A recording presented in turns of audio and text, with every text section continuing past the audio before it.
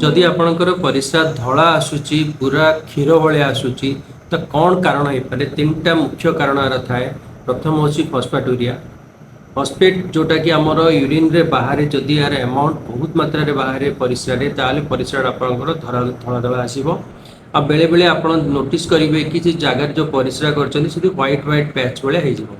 तो यह गोटे सिंपल टेस्ट जना पड़ो जोटा कि आम एसिटिक एसिड नॉर्मली से एसिड जिते आपको यूरिन रे मिक्स करूँ तो पूरा यूरिन टा सफा पूरा क्लीयर हो जाए तामाने आपन फस्फाटूरिया द्वारा आक्रांत होती। तो यार ट्रीटमेंट वेरी सिंपल जोटा कि आम एसिडिक फूड आपन को दो इन द फॉर्म ऑफ जोटा कि आमर साइट्रिक एसिड जोटा कि विटामिन सी। तो सेटार जो टैबलेट फॉर्म रे आसे कि पाउडर फॉर्म रे आसे ताको आपन जदि अधिक मात्रा सेवन करेंगे ताले फस्फाटूरिया जोटा अच्छी ताहा आपनकर प्रायतः यूरिन क्लीयर हो जिवो। सेकेंड दुई नंबर जोटारे कि परिस्रा आपन टिके धड़ा कहबिनी जमती टिके टर्बिड कलर किंबा टिके मयला आकार आसूची ताले क्लाउडी होगी आसूची तामाने अछि पायूरिया। पस गुड़ाक जो आप अधिक मात्रा आसे तार कारण इधर यूरिनेटेड इन्फेक्शन हो पारे किंबा आपनकर स्टोन डिजीज अच्छी कि कौन फॉरेन बॉडी आपनकर बॉडी रे यूरिनरी ट्रैक्ट रे अच्छी कि कौन प्रकार बेले बेले ट्यूमर हेले ये जो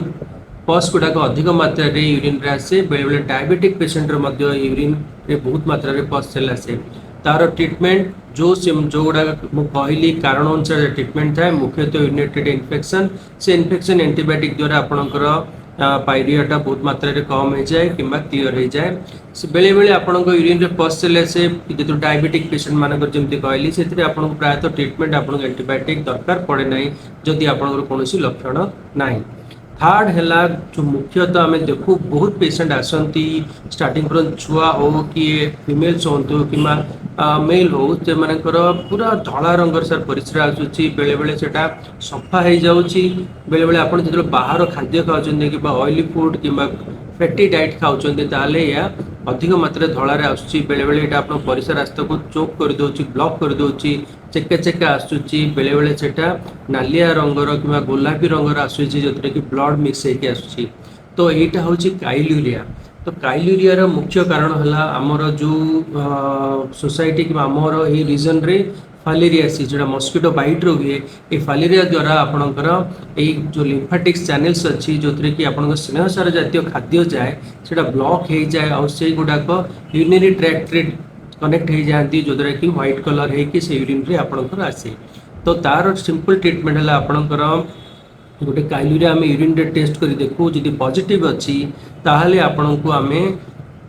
डाइट रेस्ट्रिक्शन जो मिल्क प्रोडक्ट गुड़ाक अच्छी क्षीर छेना दही तो यही गुड़ाक आपणकर जदि अच्छी घी तेल जातीय जिनस